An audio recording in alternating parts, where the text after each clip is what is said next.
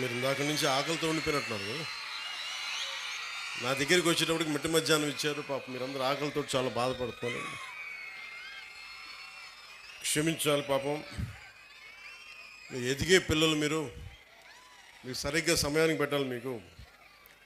కాకపోతే ఇది మీ మంచి కోసమే కాబట్టి ఒకసారి మీరు ఆటల్లో పడి తింటా మర్చిపోవచ్చు. కానీ ఈరోజు కూడా అలాంటిది అనుకొని కొంచెం మీరందరూ చిన్నపిల్లలైనా పెద్ద మనసుతో అర్థం చేసుకొని, మీరే కదా భావి భారతానికి భవిష్యత్తు. సో మీ అందరికీ ముందుగా, చిన్నవాళ్ళైనా ఎవరైనా సరే, ముందుగా మీ భవిష్యత్తు కోసం, ఇక్కడున్న బిడ్డల భవిష్యత్తు కోసం ఆంధ్రప్రదేశ్లో దాదాపు ఒకేసారి ఈ రోజున 44,000 పాఠశాలల్లో దాదాపు 1 కోటి మంది పాల్గొనే ఈ ఉపాధ్యాయులు, తల్లిదండ్రులు ఈ కార్యక్రమానికి, ఈ కలయిక కార్యక్రమానికి ఇక్కడికి వచ్చి, మన కడపకు వచ్చి నాకు ఇక్కడికి వచ్చే అవకాశం కల్పించినందుకు ముందుగా గౌరవ ముఖ్యమంత్రి శ్రీ నారా చంద్రబాబు నాయుడు గారికి నా హృదయపూర్వక నమస్కారాలు, ధన్యవాదాలు. అలాగే ఈ కార్యక్రమాన్ని ముందుండి చాలా బాధ్యతతోటి భవిష్యత్తు బిడ్డలది అని చెప్పి మానవ వనరుల అభివృద్ధి శాఖ, information technology, electronics, communication, real time governance, విద్యాశాఖని నడిపిస్తున్న శ్రీ నారా లోకేష్ గారి ఆధ్వర్యంలో ఇలాంటి ఒక బృహత్తరమైన కార్యక్రమం ఆయన ఆధ్వర్యంలో జరిగినందుకు, దాంట్లో నన్ను భాగస్వామ్యం చేసినందుకు మనస్ఫూర్తిగా నారా లోకేష్ గారికి కూడా నా హృదయపూర్వక ధన్యవాదాలు, శుభాకాంక్షలు తెలియజేస్తున్నాను. ఈ వేదిక పైన ఉన్న రెడ్డప్ప గారి, మాధవిరెడ్డి గారికి, ఎమ్మెల్యే కడప, అలాగే ప్రభుత్వ విప్ వారికి నా హృదయపూర్వక నమస్కారాలు. ఎమ్మెల్సీ టీచర్స్ కాన్స్టిట్యుయెన్సీ రిప్రజెంట్ చేస్తున్న వి రామచంద్రారెడ్డి గారికి, కమలాపురం ఎమ్మెల్యే శ్రీ పుట్ట చైతన్యారెడ్డి గారికి, అలాగే పొద్దుటూరు ఎమ్మెల్యే, ఈ మధ్యన మేమందరం కలిసి ఆయన పుట్టినరోజును జరుపుకున్నాం, శ్రీ వరదరాజుల రెడ్డి గారికి, ఎమ్మెల్యే పొద్దుటూరు, అలాగే స్కూల్ మేనేజ్మెంట్ కమిటీ చైర్మన్ శ్రీమతి శైలజ గారికి, అలాగే ఇక్కడున్న కార్పొరేటర్ శ్రీ కె సూర్యనారాయణ రెడ్డి గారికి, కలెక్టర్ అండ్ డిస్ట్రిక్ట్ మ్యాజిస్ట్రేట్ మన వైఎస్ఆర్ కడప జిల్లాకి శ్రీ శ్రీధర్ చెరుకూరి గారికి, అలాగే కృష్ణతేజ ఐఏఎస్ గారికి, కమిషనర్ పంచాయతీరాజ్ శాఖ శ్రీమతి ఆదిత్య సింగ్ గారికి, ఐఏఎస్ జాయింట్ కలెక్టర్, అలాగే ఎస్పీ, కడప జిల్లా ఎస్పీ శ్రీ విద్యాసాగర్ నాయుడు గారికి నా హృదయపూర్వక నమస్కారం. వేదిక పైన ఉన్న అధ్యాపకులకి, ఉపాధ్యాయులకి, ఇక్కడికి విచ్చేసిన విద్యార్థినుల తల్లిదండ్రులందరికీ ఆంధ్రప్రదేశ్ ప్రభుత్వం తరపు నుంచి, నా తరపు నుంచి మీకు నా ప్రత్యేక హృదయపూర్వక నమస్కారం. ప్రత్యేకించి నాకు ఈ కార్యక్రమం జరుగుతుంది, మీరు పాల్గొనాలి అంటే నేను అనుకున్నాను ఏ ఊరు వెళ్ళాలి, ఏ స్కూల్కి వెళ్ళాలి అనుకున్నాను. సహజంగా నన్ను పిఠాపురంకి పరిమితం చేస్తారు. కానీ నేను కడపని ఎందుకు ఎంచుకున్నాను? కడప జిల్లా అంటే రాయలసీమ అత్యధికంగా లైబ్రరీలు ఉన్న ప్రాంతం ఇది. ఒకప్పుడు అత్యధికంగా రాయలసీమలో అంతా, ఇంకా ఆంధ్రప్రదేశ్లో ఇంకెక్కడా లేవు అన్ని గ్రంథాలయాలు.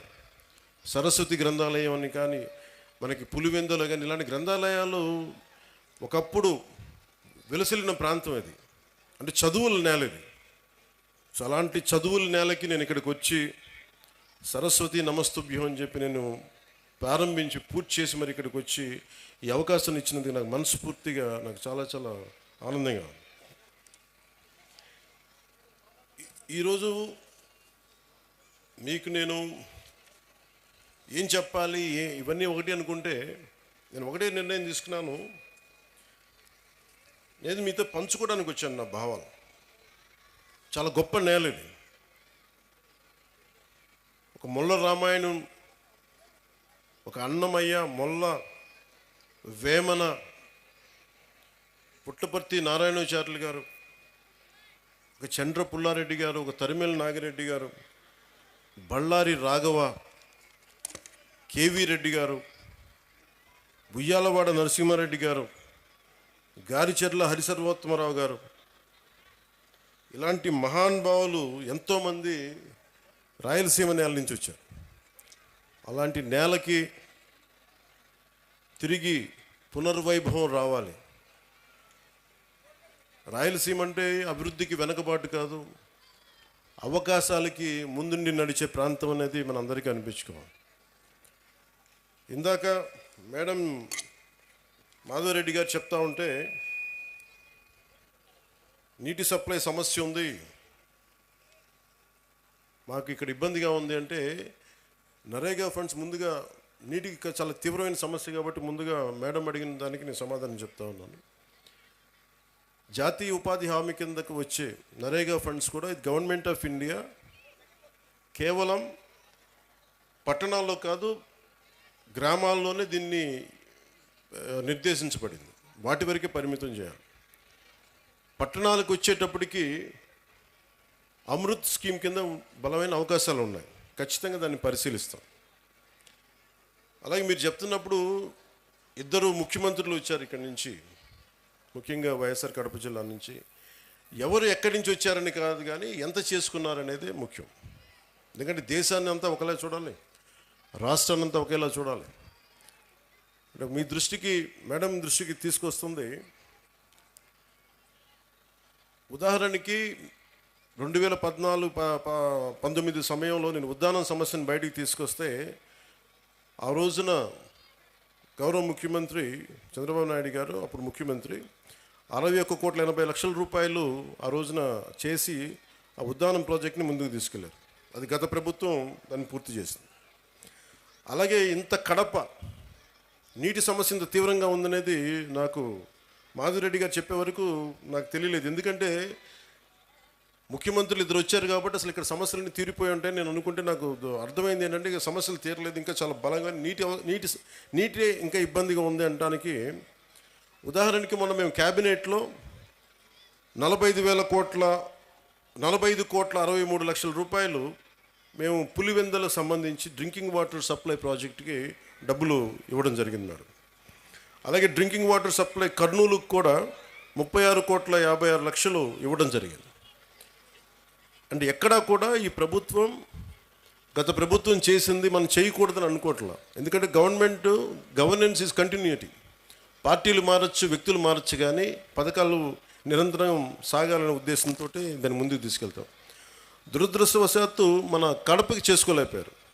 కానీ మాధవ్ గారి ఆధ్వర్యంలో ఇది ఖచ్చితంగా నీటి సమస్యను తీర్చి మీకు ఏమైతే ఈ మౌలిక సమస్యలు ఉన్నాయో వాటన్నిటి మీద దృష్టి పెట్టేలాగా నేను చర్యలు తీసుకుంటానని మీకు మాట ఇస్తున్నాను. Will handle that part.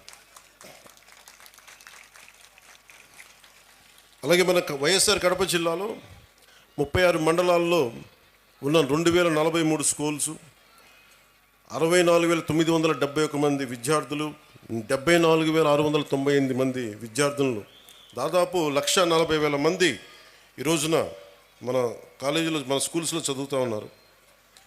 దీనికి సంబంధించి ఈ ప్రభుత్వం చాలా బలంగా మేము మీ కోసం పనిచేయడానికి ఉన్నాం.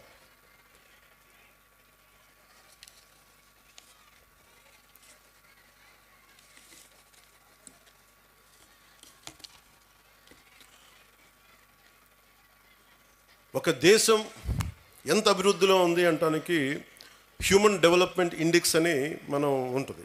దాంట్లో ముఖ్యంగా వచ్చేది హెల్త్ ఒకటి, వాటర్, శానిటేషన్, ఎంత పౌష్టికాహారం ఉంది, క్యాలరీ ఇంటేక్, లిటరసీ, ఎడ్యుకేషన్, ముఖ్యంగా ప్రైమరీ, సెకండరీ, ఇవన్నీ ఎలా చెప్తామని. నిజంగా మనం సరైన సమాజాన్ని సరైన చదువు ఇవ్వలేకపోతే ఏం జరుగుద్ది అంటే అది ఎప్పుడూ అభివృద్ధి దిశగా వెళ్ళదు. అందుకని ఈ డెవలప్మెంట్ ఇండెక్స్ని బేస్ చేసుకొని ఏ ప్రభుత్వం కానీ ఏ దేశమైనా దీనికి ముందుకెళ్తుంది. అలాగే అందుకనే ఈ ప్రభుత్వం, నారా చంద్రబాబు నాయుడు గారి దీంట్లోని ప్రభుత్వం మీ భవిష్యత్తు కోసం చాలా బలంగా పనిచేస్తూ ఉన్నాం. దాంట్లో నాకు 3 అంశాలు మన అధికారులు, మన కలెక్టర్ గారు, ఎస్పీ గారు ప్రత్యేకించి చెప్పారు. ఒకటి, విద్యార్థుల భద్రత. 2, వాళ్ళకి సంబంధించిన ఈ మనకి విద్యార్థుల భద్రత. 2, మాదక ద్రవ్యాలు ఎక్కువైపోయినాయి. 3వది, సోషల్ మీడియాలో, అలాగే సోషల్ మీడియా ఎలా ఉంది అనేది. ఏదైనా సరే మనం ఎలా వాడుకునే దాన్ని బట్టే ఉంటుంది. ప్రభుత్వాలు కానీ, గత ప్రభుత్వాలు కానీ ఎవరైనా సరే ట్యాబ్లెట్స్ కానీ, లేదంటే మనం కూర్చోబెట్టి సోషల్ మీడియాకి సంబంధించి ఐప్యాడ్స్ కానీ ఇచ్చారు అంటే అది మీ చదువుకు ఉపయోగపడతాయని, కానీ ఇది ఇంకొకలా వాడటానికని కదా. కష్టం, అది నాకు తెలుస్తుంది. కాకపోతే అది ఎంత మీరు నియంత్రించుకుంటారో, అందుకు తల్లిదండ్రులు చాలా పాత్ర వహించాలి దీంట్లో. మీ బాధ్యత చాలా ఉంటుంది దీంట్లో. అందుకని ఒకేసారి ఇండివిజువల్ టీచర్స్ కంటే కూడా ఇక్కడున్న విద్యార్థుల తల్లిదండ్రులకు కూడా నేను చెప్పేది ఏంటంటే, మీరు ఇక్కడున్న సమస్యల్ని మీరు కలెక్టివ్గా వచ్చే బలం వేరు. ఒకసారి తల్లిదండ్రులు మీకున్న ఇబ్బందులు కానీ, ఇందాక నేను ఒక 3 తరగతుల విద్యార్థులతో మాట్లాడుతుంటే చాలా సమస్యలు నా దృష్టికి తీసుకొచ్చారు. ముఖ్యంగా ఆడపిల్లలు, మేము క్రికెట్ టీం ఉన్నాం, మేము 12 మంది, మాకు టైం ఇవ్వట్లేదు, మాకు ఆడుకోవడానికి సరిపోవట్లేదు, మాకు కెరీర్గా మాకు స్పోర్ట్స్గా మేము అభివృద్ధి చెందాలి క్రికెట్లో అంటే నెట్స్ బాయ్స్కి ఇస్తారు కానీ మాకు అమ్మాయిలకి ఇవ్వట్లేదు అనే దృష్టి ఉంది. ఆ దృష్టికి తీసుకొచ్చారు. అలాగే ఇవన్నీ కూడా మీరు కూర్చొని మాట్లాడితేనే తెలుస్తాయి. ఒక్కోసారి ఇంకొంతమంది విద్యార్థులు, కొంతమంది అధ్యాపకులు మమ్మల్ని కొన్ని సందర్భాల్లో మాకు పాఠాలు సరిగ్గా చెప్పట్లేదు, కొన్నిసార్లు చేసుకున్నారు, చేతిలో ఏది ఉంటే దాంతో కొడుతున్నారు. నేను వాళ్ళకి ఏం చెప్పానంటే, మొన్న ఈ మధ్యన రాయచోట్లో కూడా ఒక ఇన్సిడెంట్ జరిగింది. ఆ క్లాస్ టీచరు ఇజాజ్ అహ్మద్ గారు అనుకుంటా, ఆయన ఏదో విద్యార్థులు గొడవ చేస్తుంటే ఆయన ఒక దెబ్బ వేస్తే ఆ విద్యార్థులను తిరగబడి ఆయన గుండెల మీద కొడితే ఆయన చనిపోయారు. సో అధ్యాపకులకు ఎంత బాధ్యత ఉందో విద్యార్థులకు కూడా అంతే బాధ్యత ఉంది. మీరు డిసిప్లైన్డ్గా ఉంటే మీకు బలం ఎక్కువ ఉంటుంది. మీ తల్లిదండ్రులకు మీరు చెప్పండి. మీ తల్లిదండ్రులు, ఒకళ్ళ అధ్యాపకులు కానీ ఎవరైనా సరే, పెద్దలు, స్కూల్ నడిపే పెద్దలు ఎవరైనా తప్పు చేస్తే మీరు ఈ దృష్టికి తీసుకొస్తే ఖచ్చితంగా దాన్ని సరిదిద్దుకుంటారు. దానికంటే ముందుగా మీరు కూడా చాలా బాధ్యతగా ఉండాల్సిన అవసరం ఉంది. అలాగే మనం చదువు అనేది ఆబ్జెక్టివ్ ఆఫ్ ఎనీ ఎడ్యుకేషన్. ఉద్యోగాలు సంపాదించడానికి, ఆర్థిక స్తోమత పెంచుకోవడానికే కాదు, జ్ఞానం పెంపొందించుకోవడానికి కూడా. ఇది నాకు ఇష్టమైన నాని పాల్కేవాలా గారు చెప్పింది. ఇండియాని తిరిగి రీడిఫైన్ చేయాలి 21st సెంచరీకి అని చెప్పి 1985లో ఆయన మాట్లాడింది. ఒక 7 అంశాల మీద మాట్లాడారు. 1, national identity. 2, law and order. 3, family. 4వది ఎడ్యుకేషన్. 5, constitutional integrity. 6వది సోషలిజం. 7వది సోషల్లీ రెస్పాన్సిబుల్ బిజినెస్ అని. నేషనల్ ఐడెంటిటీ అనే పదానికి ఏంటంటే, మనందరం ఏదో కులంలో పుట్టాలి, ఏదో ఒక ప్రాంతంలో పుట్టాలి, కానీ మనందరం భారతీయులం అని మర్చిపోకూడదు. మన నేషనల్ ఐడెంటిటీ చాలా చాలా కీలకం. అలాగే లా అండ్ ఆర్డర్కి మనం సహకరించాలి. ఇందాక ఎస్పీ గారు చెప్తా ఉంటే, మన కళ్ళ ముందు తప్పు జరుగుతున్నా, ఇప్పుడు గర్ల్ చైల్డ్ ప్రొటెక్షన్, ఆడబిడ్డ, నేను మీకు చాలాసార్లు విద్యార్థులు కూడా చెప్తా ఉంటాను. సుగాలి ప్రీతి అనే ఒక పాప, 14 ఏళ్ల బిడ్డ, స్కూల్కి వెళ్ళి, అమ్మ నేను స్కూల్కి వెళ్తున్నాను, తిరిగి వస్తానని చెప్పి వెళ్తే ఆ బిడ్డ ఇప్పుడు ఇంటికి రాలా, స్కూల్లో చనిపోయింది. ఫ్యాన్కి ఉరేసుకొని చనిపోయింది. దాని మీద ఈ రోజు వరకు యాక్షన్ తీసుకోవడానికి చేస్తామంటే, ఇప్పుడు ఈ మధ్యన మన కొత్త ప్రభుత్వం వచ్చిన తర్వాత దాని మీద యాక్షన్ ఇనిషియేట్ చేస్తా ఉన్నాం. అంటే మీకు ఆడబిడ్డల భద్రత అంత కీలకం. అందుకని మాధవిరెడ్డి గారు చెప్పినట్టుగా ఇలాంటి సమస్యలు ఏదైనా ఉంటే ప్రతి స్కూల్లో కెమెరాస్ ఉండాలి. అలాంటి ప్రతిపాదన గౌరవ ముఖ్యమంత్రి గారు కూడా ఆలోచిస్తూ ఉన్నారు. అందుకని దాన్ని ఆడబిడ్డల భద్రత కోసమే కాకుండా ఎలాంటి సమస్యలు ఉన్నా కానీ ఉత్పన్నం కాకుండా ముందుగానే పట్టుకోవడానికి కెమెరాస్ ఉండాలి. సో దాన్ని కూడా మేము దృష్టిలో పెట్టుకుంటా ఉన్నాం. అలాగే ఫ్యామిలీకి సంబంధించిన దాకా మాట్లాడితే, ఒకటి ఎంతమంది బిడ్డలు ఉన్నారని కాదు, కానీ ఎంతమందిని మనం బాగా చూసుకుంటున్నాం అనేది. తల్లిదండ్రులు ముఖ్యంగా మీ బిడ్డలు ఏం చేస్తున్నారు, సరిగ్గా ఉంటున్నారా లేదా? నాకు తెలుసు మీకు కష్టాలు ఉంటాయి, మీకు ఇబ్బందులు ఉంటాయి, కానీ వీటన్నిటిని మించి మనం బాధ్యత తీసుకోకపోతే మనం కనీసం ఒక 10 నిమిషాలు మీరు చూసుకోవట్లేదని కాదు, కానీ మీరు కొంత సమయం కేటాయించి ఒక దృష్టి పెడితే మీ బిడ్డలు ఎక్కడున్నారు, ఏం చేస్తున్నారు, ఎంత సమయం గడుపుతున్నారు, ట్యాబ్లెట్స్ని సద్వినియోగం చేస్తున్నారా, లేదంటే అవసరానికి మించి వాడుతున్నారా, చెప్పిన పర్పస్ కాకుండా దేనికదన్నా వాడుతున్నారా, ఇవన్నీ కూడా మీ దృష్టిలో ఉంటే ఇంట్లోనే కొంత కరెక్ట్ చేయాల్సిన అవసరం ఉంది. తర్వాత స్కూల్స్. అలాగే మీకు లా అండ్ ఆర్డర్లో సంబంధించి మీరు ముఖ్యంగా బిడ్డలు గుర్తుపెట్టుకోవాల్సింది, చిన్నపిల్లలకి వాళ్ళు క్లీన్ స్లేట్, ఏమీ రాయని ఒక వైట్ పేపర్ లాంటి వాళ్ళు మనం ఏమి రాస్తామో దానికి అది తయారవుతారు. సో ఇంట్లో పెద్దలు కూడా మీరు అనుక్షణం చూస్తూ ఉండాలి. మీరు కేవలం మన వరకే ఆలోచిస్తే, మన కులం, మన ప్రాంతం, ఇక్కడి దాకా ఆలోచిస్తే పిల్లలు కూడా అదే స్థాయిలో ఉంటారు. మీరు ఇవ్వాల్సింది వేమన లాంటి మహానుభావుడు పుట్టిన నేల ఇది. ఆయన సంస్కారాన్ని కూడా బిడ్డలకి నేర్పించాల్సిన అవసరం ఉంది. అది పాఠాల్లో ఎలాగ ఉన్నాయి, కొంత స్కూల్స్లో మీరు ఇళ్లలో కూడా ఆ విలువలు కొంత పాటించేలా మీరు ముందుకు తీసుకెళ్ళాలని మనస్ఫూర్తిగా కోరుకుంటున్నాను. అలాగే ఎడ్యుకేషన్కి సంబంధించి ఏమీ నేర్చుకోవడంతో పాటు, చదువుతో పాటు, ఇది భవిష్యత్తు మీ ఎడ్యుకేషన్కి, మీ భవిష్యత్తుకి, మీ ఉపాధికి ఉపయోగపడేదే కాకుండా స్కూల్ అనేది ఏంటంటే మనం నిరంతరం చదువుకోవడానికి, ఎప్పటికీ నిరంతర విద్యార్థిలాగా ఉండాలంటే ఈ స్కూల్లో నేర్చుకునే ఈ పాఠాలే భవిష్యత్తులో మనకి ఇదవుతాయి. అందుకే మీరు దాన్ని కూడా దృష్టిలో పెట్టుకోవాలని కోరుకుంటా ఉన్నాను. అలాగే గవర్నమెంట్ స్కూల్స్ చాలా బలపడాలని కోరుకునేవాడిని నేను ప్రత్యేకించి. సోషలిస్ట్ తరిమెల నాగిరెడ్డి గారితో ఆయన పుస్తకాలు చదివి ప్రభావితమైన వ్యక్తిని. తాకట్లో భారతదేశం అని ఆయన రాసిన పుస్తకం ఎప్పుడు నా లైబ్రరీలో ఉంటుంది. అలాంటి వ్యక్తులు, మహానుభావులు చెప్పింది, గాంధీ గారి దగ్గర నుంచి ప్రతి ఒక్కరు చెప్పింది సోషల్లీ రెస్పాన్సిబుల్ బిజినెస్ అని. కానీ మన స్కూల్స్ ఇవి ముఖ్యంగా గవర్నమెంట్ స్కూల్స్లో మనకు ఆ పాసిబిలిటీ ఉంది. మొన్న ఈ మధ్య నేను పిఠాపురం కూడా చాలామందిని పంపించాను, మా అధికారి యంత్రాంగాన్ని, పేషీలు కూడా ముఖ్యులను పంపించాను. గవర్నమెంట్ స్కూల్స్ని కార్పొరేట్ స్కూల్స్తో సమానంగా ఫెసిలిటీస్ కావాలి అంటే మీకు ఎక్స్ట్రా డబ్బులు అవసరం లేదు. మీకు కేంద్ర ప్రభుత్వం నుంచి చాలా నిధులు ఉన్నాయి, మీకు చాలా స్కీమ్స్ ఉన్నాయి. వాటిని సరిగ్గా సద్వినియోగం చేసుకుంటే మటుకు కార్పొరేట్ స్కూల్స్తో ధీటుగా మనం గవర్నమెంట్ స్కూల్స్ని తీసుకెళ్ళచ్చు. ఇది కేంద్రం వాళ్ళ నిర్దేశకత్వంలో ఉంది. ఇది చాలా రీసెర్చ్ చేసి 21st సెంచరీకి పిల్లల్ని ఎలా తయారు చేయాలనేది ఈ ప్రోగ్రెస్ కార్డ్ కేవలం చదువులకు సంబంధించే కాదు. ఇది వాళ్ళకి భావ వ్యక్తీకరణ నైపుణ్యాలంటే మీరు ఎలా మాట్లాడాలి, మీ కమ్యూనికేషన్ స్కిల్స్, ఒకసారి మీ భాషను చెప్పుకోవాలనుకున్న, మీ బాధల్ని చెప్పుకోవాలనుకున్న, మీ భావాల్ని పంచుకోవాలనుకున్న ఆ పిల్లలకి స్కిల్స్ ఉన్నాయా లేదా అనే దాన్ని కూడా అంశం తీసుకునేది. అలాగే పరస్పర సహకార నైపుణ్యాలు, ఇంటర్పర్సనల్ స్కిల్స్.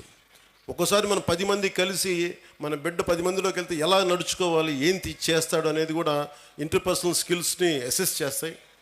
అలాగే నాయకత్వపు లక్షణాలు. మీరు చాలామంది అక్కడ కూర్చొని చూస్తే చాలామంది స్టూడెంట్స్ కొంత బాధ్యత తీసుకున్నారు, వాళ్ళ లీడర్షిప్ స్కిల్స్ పెరిగేవి. అలాగే లాజికల్ థింకింగ్, ఈ విధంగా వెళ్తే మనకి ఏం జరుగుద్ది, ఒక తార్కికంగా, ఒక రేషనల్గా ఉండేలాగా ఈ లాజికల్ థింకింగ్.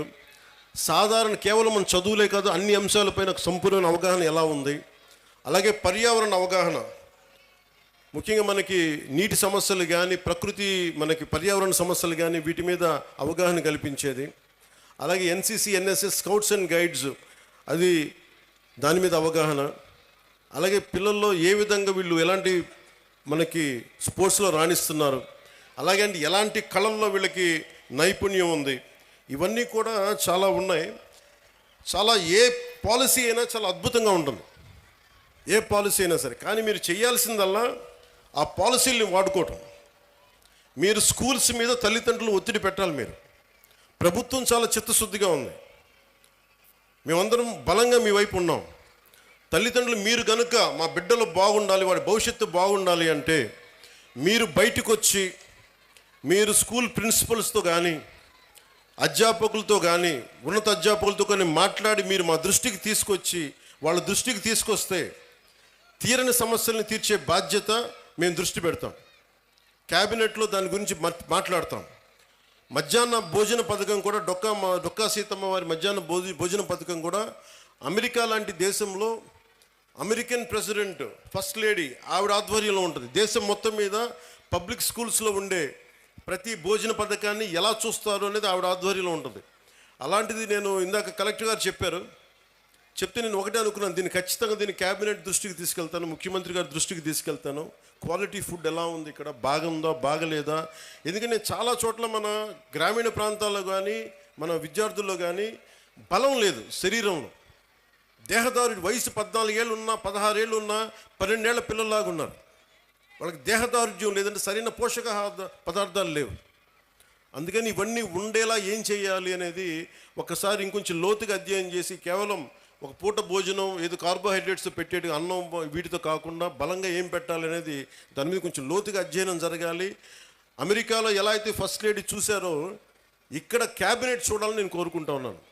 ప్రతి స్కూల్లో ఏ సందర్భంలో పోషకాహార పదార్థం ఎంత బాగుందని దీన్ని కూడా దృష్టిలో పెడతానని చెప్పి మీకు ఈ సందర్భంలో మీకు తెలియజేసుకుంటా ఉన్నాను. అలాగే మీ బిడ్డలు డ్రగ్స్ ఎలా ఉన్నాయి, నాకు నిజంగా చాలా ఆశ్చర్యంగా ఉంటుంది. డ్రగ్స్ ఈ స్థాయికి వెళ్ళిపోయినాయా? పిల్లలకి ఆమె చిన్నప్పుడు ఎప్పుడు వినేవాడిని నేను. అది ఒక దేశాన్ని చంపేయడం అంటే మత్తు మందుకి అలవాటు చేస్తే దేశం చచ్చిపోతుంది. మీకు ఓపియం వార్ తెలుసు, మీరు చిన్నప్పుడు మీరు పాఠాల్లో ఉంటాయి మీకు. చైనా ఓపియం వార్స్ అందరికీ మత్తు మందులు అలవాటు చేస్తే వాళ్ళకి తిరగబడే శక్తి పోద్ది, ఆలోచించే శక్తి పోద్ది. అందుకని మనం ఇది ఎవరన్నా సరే ప్రణాళికతో చేస్తున్నారా, ఇది ఎవరైనా ప్రణాళికతో చేస్తున్నారా లేదంటే ఇది యాక్సిడెంట్లుగా జరుగుతుందని ఒకసారి దీని మీద దృష్టి పెడతాం.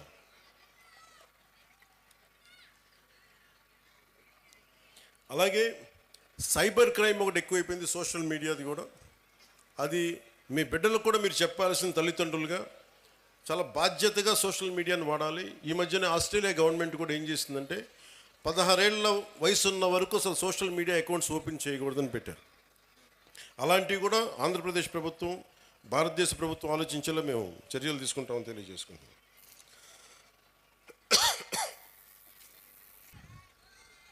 సినిమాలు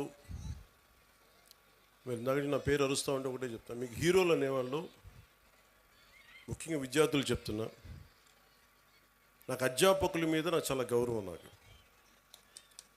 చాలా చాలా గౌరవం అధ్యాపకుల మీద.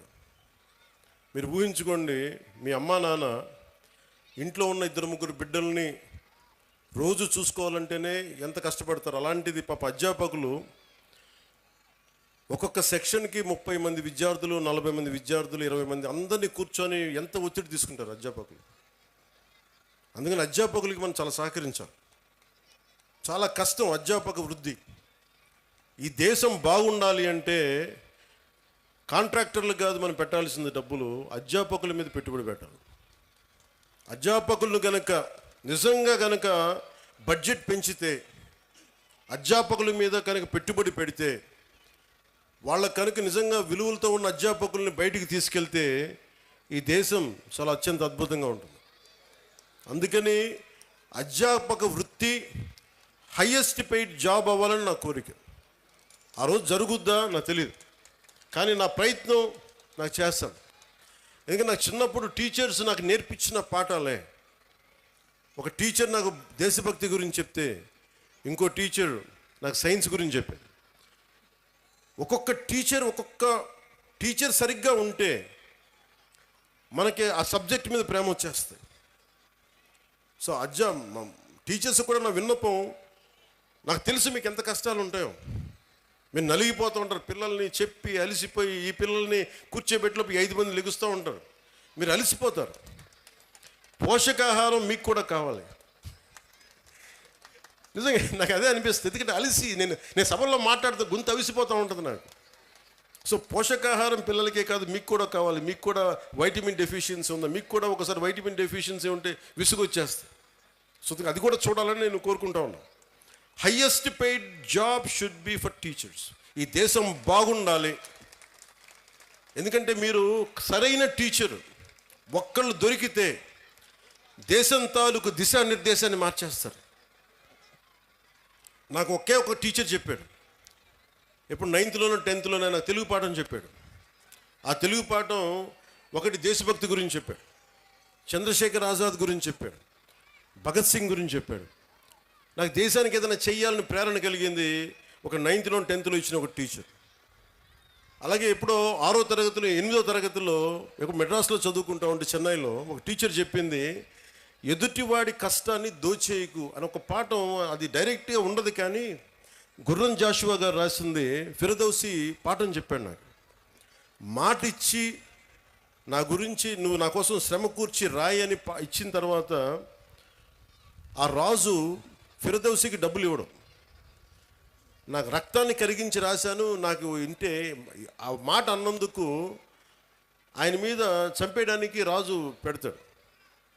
ఆయన తప్పించుకొని తిరుగుతాడు. నాకు ఆ పాఠం నాకు నేర్పించింది ఏంటంటే, ఒకటి గుర్రం జాషువా గారి గొప్పతనం, 2 ఎదుటివాడి కష్టాన్ని మనం దొయ్యకూడదని. సో ఒక్కొక్క టీచర్ చాలా అద్భుతమైన పాఠాలు చెప్తారు. మీ హీరోస్ కూడా సినిమాల్లోనే చూసుకోకండి హీరోలని. నేను సినిమా హీరోగాని చెప్తున్నాను. హీరోలు మీకు ఎలా ఉంటారంటే, మీకున్న అధ్యాపకులు ఉండొచ్చు.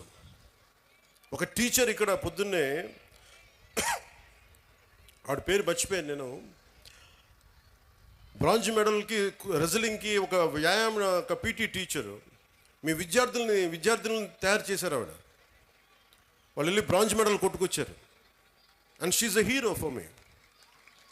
హీరోలు అంటే మీరు కేవలం సినిమాల్లో మీరే కదా madam, you are a hero. హీరోలు అంటే ఎంతసేపు సినిమాలో ఉండాలని అనుకోకండి.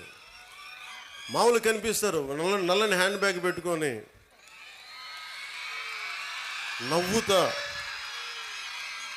పొద్దున్న లేచినప్పటి నుంచి వాళ్ళ బిడ్డలు బాగుండాలి, నాకు వాళ్ళు హీరోలు.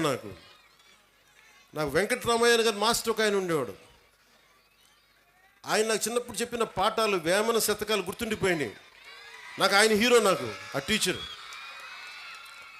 సో మీరు గొప్ప గొప్ప వ్యక్తులనితో పాటు మీ సినిమాలకు వెళ్ళండి, ఆనందించండి, అన్నీ చూడండి, కానీ మీకు నిజమైన విలువలు మీ కళ్ళ ముందే ఉంటారు. మీ అమ్మ నాన్న ఎంత కష్టపడతారో చూడండి. మా అమ్మ నాకు నేర్పించింది ఏంటంటే, మా అమ్మ నాన్న ఎక్కువ చదువుకోలే. మా నాన్న 10th క్లాస్తో ఆపేసినట్టున్నాడు మెట్రిక్ తోటి. తర్వాత ఆయన కానిస్టేబుల్ నుంచి ఉద్యోగంలో ప్రమోషన్స్ మీద వచ్చినాయి. మా అమ్మ 5వ క్లాస్తో ఆపేసింది. కానీ వాళ్ళిద్దరి విలువలు ఎంత మంచి విలువలు అంటే, రోజు మా అమ్మ సాయంత్రం సంధ్యా సమయం అవ్వగానే దీపం ఇంట్లో లైట్ వేసి దండం పెట్టుకునేది. నేను 2-3 సార్లు చూశాను, ఎవరికమ్మా దండం పెడుతున్నావు అన్న. ఏ దేవుడికి దండం పెడుతున్నాను అడిగితే మా అమ్మ అంది, నేను థామస్ ఆల్వా ఎడిసన్కి దండం పెడుతున్నాను అన్న, మనకి లైట్ ఇచ్చినందుకు, మన బల్బ్ ఇచ్చినందుకు, ఎలక్ట్రిక్ బల్బ్. ఆ విలువ చదువు వల్ల రాదు. నా పాయింట్ ఏంటంటే, మీరు పిహెచ్డీలు చదవండి, ఇంకోటి చదవండి, కానీ విలువతో కూడిన విద్య చాలా అవసరం. సో మీ తల్లిదండ్రులు అలా అంటారు. నా తల్లి హీరో, నా తండ్రి నాకు హీరో, ఎందుకంటే కష్టపడ్డాడు మా నాన్న. అలా మీ తల్లిదండ్రులు కూడా మీకోసం కష్టపడుతూ ఉన్నారు. విద్యార్థులు మీరు చూడాలి. పాపం మీ అమ్మగారు పొద్దున్నే లేచి మీకు బ్రేక్ఫాస్ట్లు చేసి, టిఫిన్లు చేసి, మధ్యాహ్నానికి ఏదైనా మళ్ళీ ఇంటికి వస్తే ఏదైనా తింటామని చెప్పి, వాళ్ళ కష్టాన్ని కూడా మనం గుర్తించామనుకోండి, తల్లిదండ్రుల కష్టం, వాళ్ళ చిన్నపాటి బరువు తగ్గిస్తే చాలు. ఇంటికి వెళ్ళి స్కూల్కి వచ్చి మన అధ్యాపకులకు చిన్నపాటి బరువును తగ్గిస్తే చాలు, మనం చాలా ఎదుగుతాం. అలాగే నా కోరిక అంతా ఏంటంటే, మీరు అద్భుతంగా అవ్వాలి. 21వ శతాబ్దం మీది. మీరు ఎవరిని ఆచరిస్తారు, ఎవరిని చూస్తారు, మీరు వాళ్ళ తయారవుతారు. మీరు ఎంతసేపు సోషల్ మీడియాలో ఏమి చూస్తారో మీరు అదే అవుతారు. గుర్తుపెట్టుకోండి, యద్భావం తద్భవతి. మీరు ఎలా ఆలోచిస్తారో మీరు అలాగే తయారవుతారు. మీరు ఒక ఐన్స్టైన్ లాగా అవ్వాలనుకుంటే మీరు ఐన్స్టైన్ అవుతారు. లేదు, మీకు ఇష్టమైన ఒక వ్యక్తిని, ఎంత స్థాయి ఉందో మాకు తెలియదు, అతనిలా తయారవుతారు. కానీ విలువలు పాటించే వ్యక్తుల్ని మీరు ఆదర్శంగా తీసుకుంటే తప్ప మీకు మంచిది కాదు. నేను ఎప్పుడు కూడా నాకు చాలామంది సినిమా హీరోలు నాకు చాలా ఇష్టం, కానీ నేను తీసుకున్న హీరో నా టీచర్స్, నా హీరోలు. ఒక స్పోర్ట్స్ పర్సన్, ఒక వనజీవి రామయ్య, లేదంటే ఒక దశరథ్ మాంజీ, వాళ్ళు నడిస్తే రికార్డింగ్లు ఉండవు. నా సినిమాలు వేసినప్పుడు నేను నడిస్తే వెనకాల రికార్డింగ్లు ఉంటాయి. గెడ్డం తీసినా గెడ్డం ఉంచుకున్న సింహంలాగా డైలాగులు చెప్తే రికార్డింగ్లు ఉంటాయి. కానీ నిజమైన హీరోలకి రికార్డింగ్లు ఉండవు. కార్గిల్లో మన కోసం చచ్చిపోయిన హీరోలకి రికార్డింగ్స్ ఉండవు. దేశ భద్రత కోసం చచ్చిపోయారు వాళ్ళకి రికార్డింగ్లు ఉండవు. మనం గుర్తుపెట్టుకోవాల్సింది వాళ్ళని. మనం గుర్తుపెట్టుకోవాల్సింది మన కోసం కష్టం తెలియకుండా మనల్ని కాపాడే మన తల్లిదండ్రుల్ని, గొంతు చిచ్చుకొని మనం బాగుండాలని చెప్పి మన అధ్యాపకుల్ని, మన టీచర్స్ని. ఇంకా అన్నిటికంటే కూడా ఇందాక దారిలో వస్తూ ఉంటే మనకి చాలామంది మీకు శానిటేషన్ కోసం పనిచేస్తూ ఉన్నారు. మనకి వీధుల్ని శుభ్రంగా తుడిచే మన కుటుంబం అది. మన శానిటేషన్ వర్కర్స్కి మీరు గౌరవం ఇవ్వండి. అలాగే జపాన్ లాగా నేను చిన్నప్పుడు మా ఇంట్లో బాత్రూమ్ నేనే కడిగేవాడిని. మా నాన్న మా అమ్మ మా చేత కడిగిచ్చేవాడిని. అలాగే మన స్కూల్ బాత్రూమ్స్ కూడా జపాన్లో స్టూడెంట్స్ బాత్రూమ్స్ వాళ్ళే కడుగుతారు. ఇక్కడ మనం వేరే వాళ్ళ చేత చేయిస్తాం. సో విద్యార్థులకి ఎప్పుడైతే మనం అలాంటి పనులు చేస్తామో, అంటే మనం వాడిన బాత్రూమ్స్ మళ్ళీ మనం కడగం, ఇంకెవరో కడగాలి, అలా కుదరదు. ఆ కల్చర్ అలవాటు చేసుకుంటే మీరు భవిష్యత్తు మీకు చాలా ఉన్నత స్థాయిలో ఉంటుంది. డిగ్నిటీ ఆఫ్ లేబర్ మీకు అలవాటు అవ్వాలి. నేను అందుకనే ప్రతిసారి పారిశుద్ధ కార్మికులకి నేను ఎందుకంత గౌరవిస్తానంటే, మీరు నాకు నిజంగా వాళ్ళ భవిష్యత్తు బాగుండాలని కోరుకుంటూ ఉంటాం. సో మీరు మీకు పనిచేసే టీచర్స్కి కానీ, వాచ్ సెక్యూరిటీ పీపుల్కి కానీ, శానిటేషన్ వర్కర్స్ కానీ మీరు ఒక్కొక్కసారి చిన్న థ్యాంక్స్ చెప్పండి. విద్యార్థులకు చెప్తున్నాను, మీరు మా కోసం ఇంత చేస్తున్నారు, చిన్న థ్యాంక్స్ చెప్పండి. వాళ్ళ బిడ్డలు బాగున్నారు లేదని అడగండి. చాలా గొప్పగా ఉంటుంది. మా ఇంట్లో కొంతమంది మాకు సహాయానికి అప్పుడప్పుడు ఎవరైనా వస్తే వాళ్ళ బిడ్డల కోసం నేను ఎప్పుడు నా దగ్గర ఉన్న డబ్బులు ఇచ్చేవాడిని. వాళ్ళు ఎంత ఆనందం వేసేదంటే వాళ్ళ కళ్ళల్లో డబ్బులు ఇచ్చిన తర్వాత వాళ్ళకి అది మన వైపు కాంట్రిబ్యూషన్లా ఉండేది నాకు. సో మీరు నేర్చుకోవాలి అంటే heroes are all over, not just in cinema. మీకోసం పాఠాలలో ఉన్నారు హీరోస్, సరిహద్దుల్లో పనిచేస్తున్నారు, దేశం కోసం పనిచేసి ప్రాణాలను పణంగా పెట్టి చచ్చిపోయే పోలీస్ కానిస్టేబుల్స్ ఉన్నారు, కష్టం తెలియకుండా మేధస్సుతోటి పనిచేసే కలెక్టర్లు, ఐఏఎస్ లాంటి వాళ్ళు ఉన్నారు. మీరందరూ కూడా వాళ్ళని ప్రేరణగా తీసుకొని మీరు కూడా ఉన్నత స్థాయికి వెళ్ళాలని మనస్ఫూర్తిగా కోరుకుంటూ, మీ అందరికీ బంగారు భవిష్యత్తు ఉండాలని మనస్ఫూర్తిగా తెలియజేస్తుంది. ముఖ్యంగా ఇక్కడికి వచ్చిన తల్లిదండ్రులకి ఈ సమగ్రమైన ఈ తల్లిదండ్రులు అధ్యాపకుల ఈ కలయికని మీరు మరింత బలంగా ముందుకు తీసుకెళ్ళాలని కోరుకుంటూ ఇదే చెప్తున్నాను. ఎందుకంటే సరస్వతి దేవిని పొగడాల్సిన నేల ఇది, హీరోలను పొగడాల్సిన నేల కాదు. మన కడప మున్సిపల్ కార్పొరేషన్ స్కూల్ కిందాక కలెక్టర్ గారు మాట్లాడుతూ ఉంటే దానిలో కిచెన్కి ఆధునికంగా మోడర్నైజ్ చేయాలి, సదుపాయాలు లేవు, నవీకరణ చేయాల్సిన అవసరం ఉంది అంటే నా దృష్టికి తీసుకొచ్చారు. దానికి మన స్కూల్కి సంబంధించి, మన కడప మున్సిపల్ కార్పొరేషన్ స్కూల్కి సంబంధించి ఆ నిధుల్ని ఎంత ఖర్చు అయితే అంత నేను నా ట్రస్ట్ నుంచి మన స్కూల్కి, మన కడప మున్సిపల్ కార్పొరేషన్ ఈ కిచెన్ ఆధునీకరణకి నేను డబ్బులు అందజేస్తాను. అది మీరు ఎంత అంటే అంత. అలాగే ఒక ఆడపిల్లలు అడిగారు, అక్కడ ఆడబిడ్డలు అడిగారు నన్ను, ఆ పాపలు అడిగారు ప్రైజ్ ఇమ్మని. దాకా ఒక ప్రొఫెసర్ గారు కూడా అడిగారు, మీకు ప్రశంసా పత్రాలు కానీ అలాగే మీకు బహుమతులు కానీ ఏదైనా ఉంటే స్కూల్ యాజమాన్యం నా దృష్టికి తీసుకొస్తే దానికి సంబంధించిన నిధులు, దానికి సంబంధించినవి కూడా నేను సమకూరుస్తాను తెలియజేసుకుంటున్నాను. అలాగే బస్సు ఒకటి కలెక్టర్ గారు నా దృష్టికి చాలా కీలకమని చెప్పారు.